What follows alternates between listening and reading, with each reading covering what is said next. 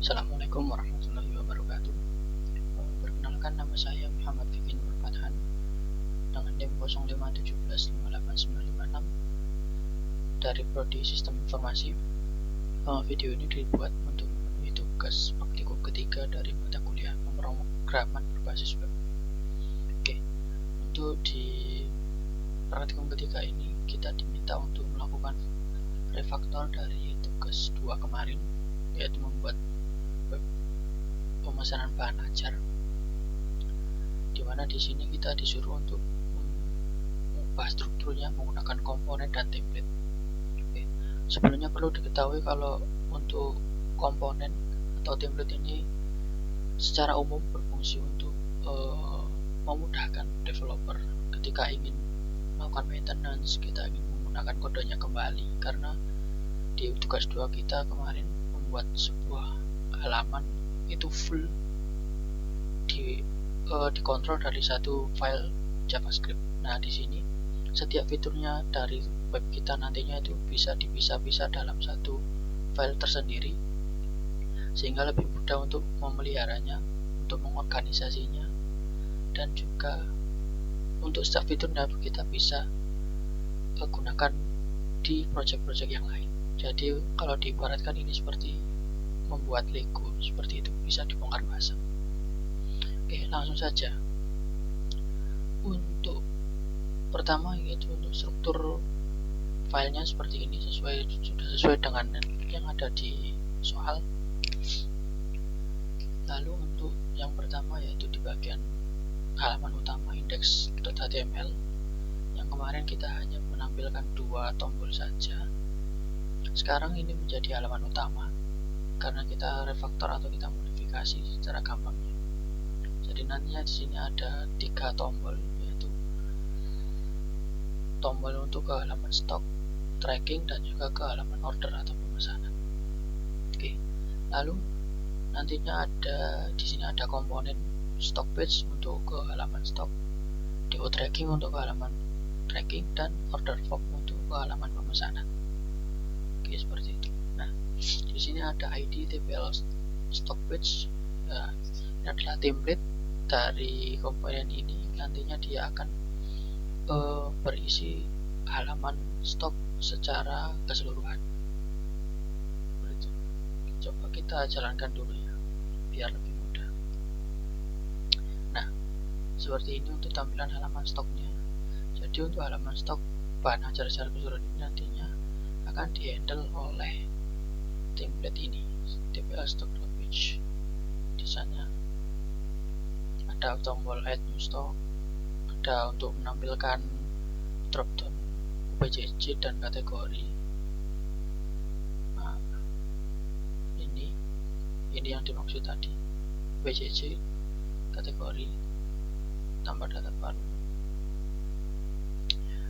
Adalah fungsi untuk pergi ke fungsi menambahkan bahan ajar yang baru nanti. Ini untuk inputannya nanti.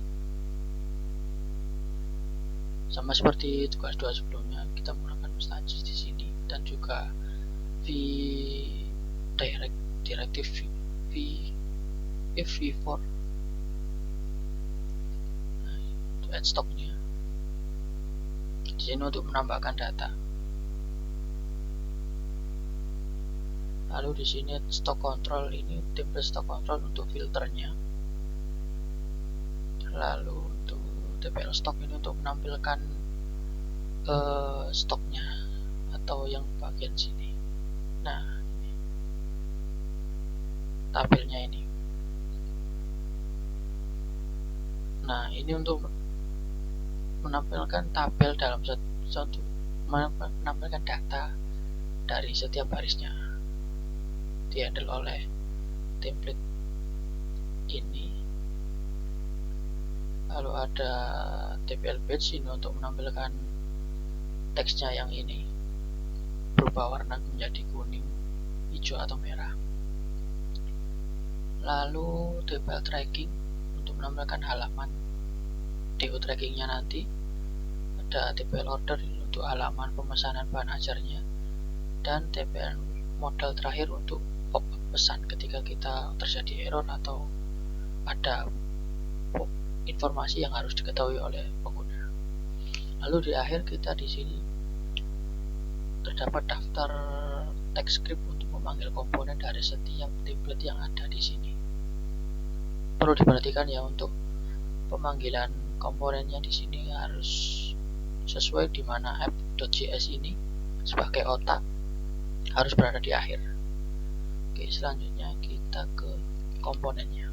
Oh ya, pertama untuk app.js ini di tugas 2 kemarin seperti stok app.js itu ya, sebagai pusat logikanya. Jadi di sini dia akan menangani hampir keseluruhan logika yang ada di tabel ini, untuk memformat harga, untuk memanggil API. Untuk API-nya yaitu sebagai penghubung antara app.js ini dengan data sumbernya, yaitu data bahan ajar.json yang ada di sini.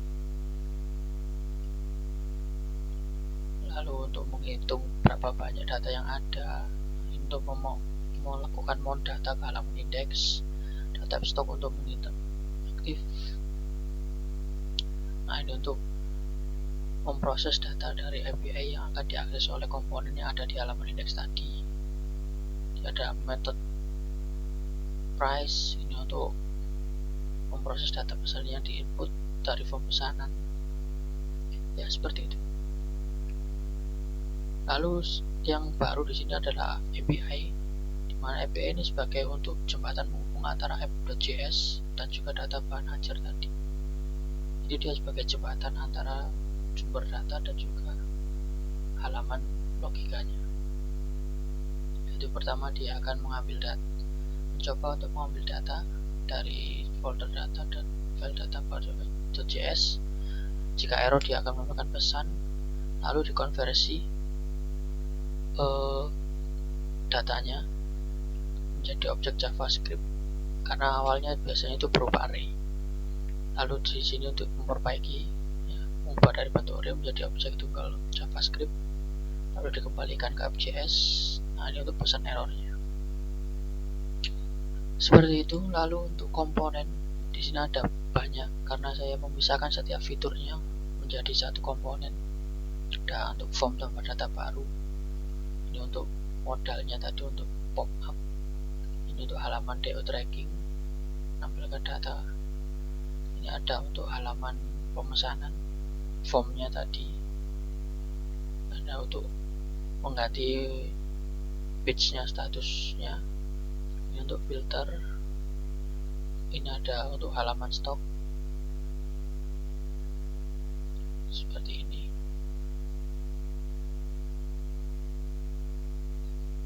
Tabel row yang tadi di handle oleh JS yang ini, komponen yang ini. Lalu ada stock table tadi di handle oleh. Jadi seperti itu intinya untuk tugas kali ini, yaitu memisahkan setiap fitur menjadi fitur-fitur tersendiri agar lebih mudah untuk diatur dan dikembangkan pastinya. Oke, kita coba untuk menambahkan sebuah data baru.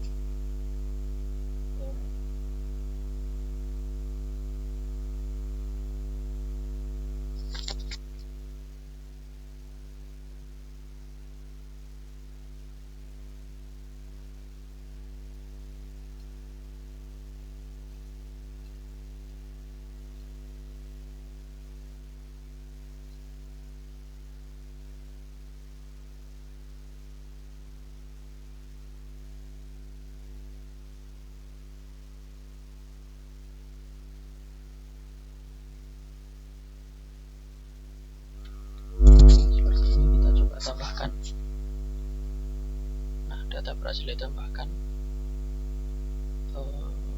Nah, ini dia. Kita coba edit seperti ini, bisa. Misalkan stoknya 10, dia akan berubah. Kita simpan. Untuk filternya di sini, ya, Jakarta saja. Nggak wajib. Pilihan. Kita reset. Seperti itu. Lalu untuk bagian pemesanan, kita coba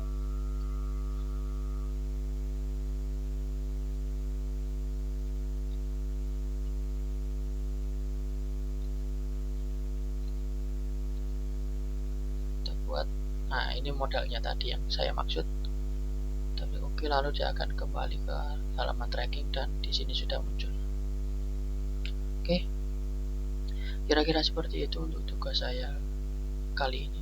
Kurang lebihnya saya mohon maaf jika ada kesalahan, mohon feedbacknya agar saya bisa melakukan revisi secepatnya. Saya akhiri, wassalamualaikum warahmatullahi wabarakatuh.